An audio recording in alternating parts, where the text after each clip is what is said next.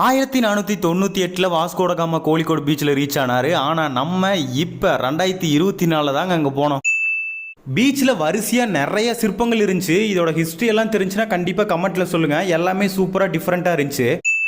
சரி, வந்த வேலையை பார்க்கலான்னு சொல்லி பார்த்தா நிறையா தள்ளுவண்டி கடைங்க. ஒன்று இல்லை, ரெண்டு இல்லை, ஒரு 100-200 கடைக்கு மேலே இருந்திருக்கும். அங்கே காடை முட்டை, சில்லி, இளநீ, ஜூஸு, ஃபிஷ் கட்லெட்டு, மேங்கோ, அன்னாச்சின்னு சொல்லிட்டு ஏகப்பட்ட வெரைட்டி இருந்துச்சுங்க. நிறைய மூவியில் காட்டிகிட்டு இருந்த இந்த பிளேஸை உங்களுக்காகவே தேடி தேடி கண்டுபிடிச்சி எனக்கு தெரிஞ்ச குரலி வித்தியெல்லாம் யூஸ் பண்ணி ஆடி ஓடி ஜாலியாக ஃபன் பண்ணிட்டு இருந்தோம்.